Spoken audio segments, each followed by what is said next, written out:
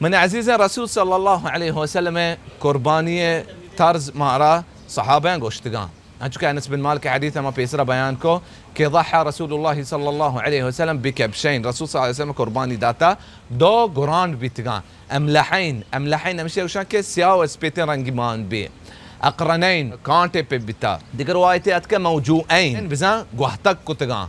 علماء کرام فرمایتا گوهتگین گراند یا گوهتگین پاس بی ایه گوشت گیشتر بیتین گوڑے بزن گوهتا کنک شرین چیزی.